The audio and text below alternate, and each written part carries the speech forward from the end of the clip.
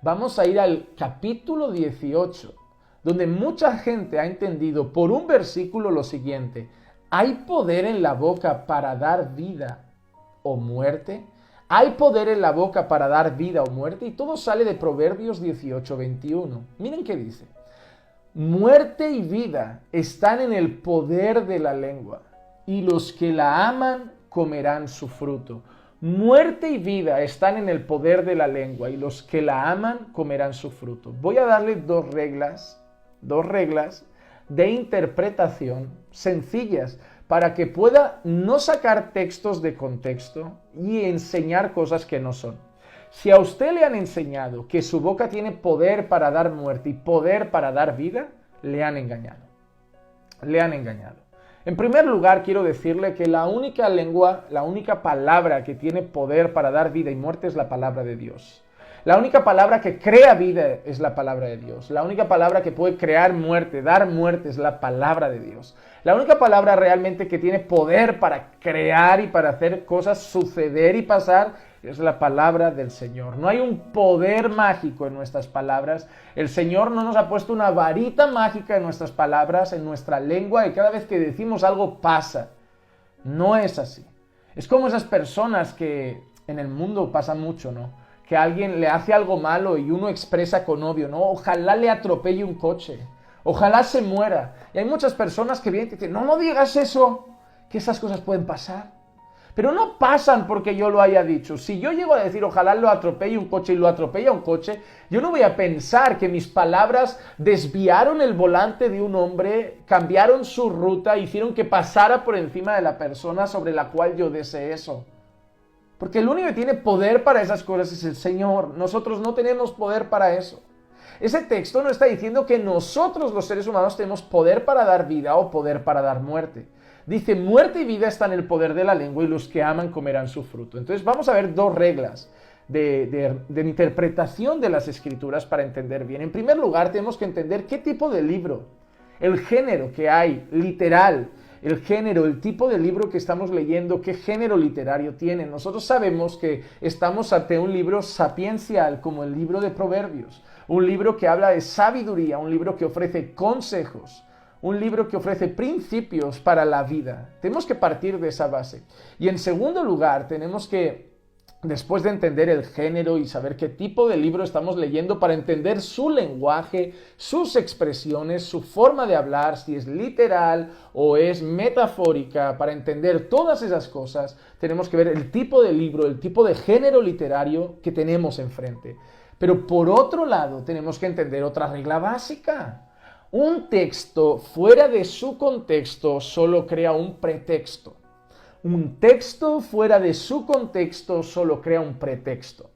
Y este texto, Proverbios 18, versículo 21, se ha sacado de su contexto, que es todo Proverbios 18, para crear un pretexto, y es decirle a la gente que tienen poder en sus palabras. Así que vamos a entender en primer lugar que estamos ante un libro sapiencial, un libro que usa un lenguaje metafórico en muchas ocasiones, no siempre literal, y un libro que ofrece principios y consejos para la vida del creyente, por ejemplo. Y en segundo lugar, vamos a ver el contexto de Proverbios 18 para entender a qué se refiere el versículo 21. Vamos a leer versículos de Proverbios 18 que hablan también de la boca, de las palabras, para entender a qué se puede referir. Proverbios 18, 6. Vamos a leer varios versículos. El versículo 6. Los labios del necio provocan contienda y su boca llama a los golpes. Proverbios 18, 6 dice que la boca del necio, las palabras que el necio pronuncia, que provocan bronca, contienda, golpes, llevan a pelea. Así que las palabras del necio provocan contienda y provocan peleas, provocan golpes. Versículo 7. La boca del necio es su ruina y sus labios una trampa para su alma. ¿Por qué dice la boca del necio es su ruina? Porque lo lleva por mal camino. Va a traer enemistades, va a traer problemas, va a traer discusiones, va a traer peleas, va a traer malas decisiones. La boca del necio es su ruina. Ahora el 8, versículo 8 del mismo capítulo. Las palabras del chismoso son como bocados deliciosos y penetran hasta el fondo de las entrañas. Mira lo que dice, las palabras del chismoso son como bocados deliciosos y penetran hasta el fondo de las entrañas. La boca del necio es su ruina. Las palabras del chismoso son bocados deliciosos y penetran hasta el fondo de las entrañas. Eso es un lenguaje que literal es un bocado delicioso, obviamente no, está usando un lenguaje muy poético. Entonces vamos a partir de eso, es un lenguaje muy poético.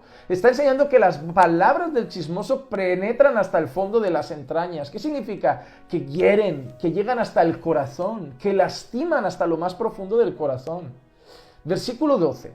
Antes de la destrucción, el corazón del hombre es altivo, pero a la gloria le precede la humildad. Hemos dicho que la boca tiene mucho que ver con el corazón, porque la boca habla de lo que el corazón está lleno. La boca del necio le lleva a su ruina, la boca del necio provoca contienda, la boca del necio provoca peleas. La boca del necio es una trampa para su alma, la boca del necio, del chismoso, hace daño en el corazón de las personas y trae la destrucción, y todo viene de un hombre que es altivo de corazón. Versículo 13, el que responde antes de escuchar cosecha necedad y vergüenza. Ese que habla precipitadamente, otra vez el necio que habla precipitadamente, que ni siquiera escucha a los otros y ya da una respuesta, pasará vergüenza. Porque muchas veces le dirán, no tiene nada que ver lo que dices con lo que estamos hablando, porque no nos dejas acabar, no nos dejas concluir, no nos dejas explicar, solo quieres hablar tú. Versículo 19, el hermano ofendido. ¿Qué ha hecho el chismoso? ¿Qué ha hecho el necio? ¿Qué ha hecho esa persona imprudente con sus labios? Dice que golpea, que provoca contiendas, que es su ruina, que hace daño al corazón, que hace un montón de cosas negativas con su boca. Llega el versículo 19 y que tenemos el hermano ofendido. ¿Qué pasa cuando alguien está delante de un necio? De alguien que hace cosas malas y dice cosas malas con su boca. Acaba ofendido. Acaba lastimado. Y mira que dice, el hermano ofendido es más difícil de ganar que una ciudad fortificada. Y las contiendas son como cerrojos de fortaleza. El hermano ofendido es más difícil de ganar que una ciudad fortificada. El hermano ofendido, sí, te va a costar mucho curar esa herida. Te va a costar mucho curar ese golpe al corazón que le has hecho con sus palabras. Te va a costar mucho volver a sanar su corazón. Él va a perdonar, claro que sí, tiene al Señor, pero lo has herido, lo has ofendido y dice que es más difícil de ganar que una ciudad fortificada. Mira el daño que le han hecho las palabras del necio, mira el daño que le ha hecho el chisme del necio, mira el daño que le han hecho las murmuraciones del necio, mira el daño que le han hecho las conversaciones del necio, que dice que el hermano que se ha ofendido por la boca del necio es más difícil de ganar que una ciudad fortificada. Versículo 20, con el fruto de su boca el hombre sacia su vientre, con el producto de sus labios se saciará. Es decir, que nosotros comeremos del resultado de nuestras palabras. De lo que sembramos con nuestras palabras cosecharemos. Eres una persona chismosa, al final no tendrás amigos, te quedarás solo o andarás con 2 o 3 chismosos más, porque la gente sabrá que eres chismoso, que cuentas las cosas, que hablas de los demás y no te darán confianza y no te contarán nada y no confiarán en ti, perderás todo tu crédito, toda tu reputación. Eres una persona que solo se queja con su boca, la gente no querrá estar contigo, vas a acabar sola o con esos 2 o 3 amargados también y amargadas que solo se quejan de la vida, pero la gente no te va a querer tener cerca porque la gente no quiere estar con personas que viven reclamando y quejándose de todo. Al final comemos del resultado de nuestras palabras.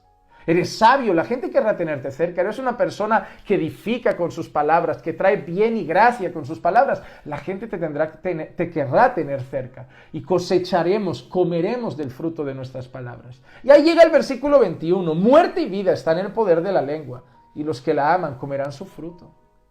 Y es ahí cuando Salomón, ¿qué nos está enseñando?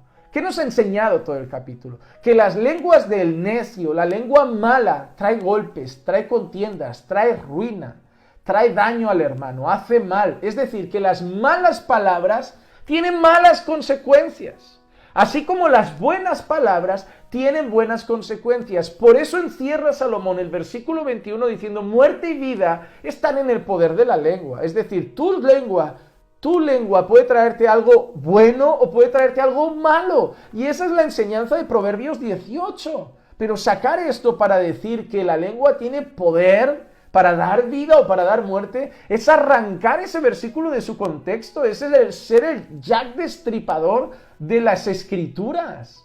Es coger un cuchillo, cortar un versículo, sacarlo de ahí y decir, no importa todo lo que ha dicho Salomón, importa lo que yo quiero decir con ese versículo. Por eso no hay nada más peligroso que esas personas que leen un versículo y dicen, a mí aquí el Señor me dice, a mí no me importa lo que a ti te dice el Señor, yo quiero saber lo que el Señor nos dice a todos. Porque la Escritura dice que ninguna profecía, ninguna palabra de las Escrituras es de interpretación personal o de interpretación privada. Es decir, el Señor no ha dado esta palabra para que cada uno entienda lo que le da la gana. ¿Y tú qué entiendes? Ah, pues yo entiendo esto. ¿Y tú qué entiendes? Pues yo entiendo eso. Ah, pues todo vale. No, todo vale, no. El Señor inspiró su palabra para traer un mensaje para su iglesia, para su pueblo. No para traer 2000 mensajes en el mismo versículo, para que cada uno interprete absolutamente lo que le dé la gana. Eso no es así. La Escritura lo dice, que no hay ninguna palabra aquí, ninguna profecía de interpretación privada.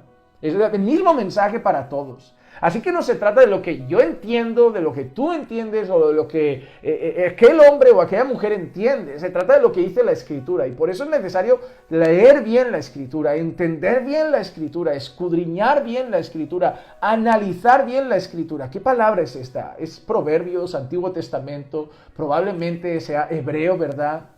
Pocos textos del Antiguo Testamento eran en arameo, así que seguramente será en hebreo. ¿Qué palabra usaba en hebreo originalmente? ¿Significa qué originalmente en hebreo? Vamos a entender esto y en su contexto de qué está hablando Salomón en todo el capítulo 18, porque tendrá que ver una cosa con la otra. Vale, pues si junto esto con esto, su significado, su contexto, su idioma, su género, pues esto entendemos esto. Dios quiere decir esto en su palabra. Perfecto.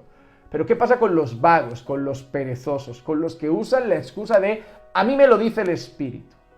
El Espíritu ha revelado las Escrituras, ha revelado la palabra. El Espíritu no va guiando la palabra como le da la gana a cada uno. Él inspiró las Escrituras. El Espíritu Santo reveló las Escrituras. Así que el Espíritu Santo ha querido decir algo en las Escrituras, no a cada uno. No hay que interpretar las Escrituras según yo pienso. Hay que interpretar las Escrituras según lo que Dios quiso revelar y el autor dejó plasmado en ese texto.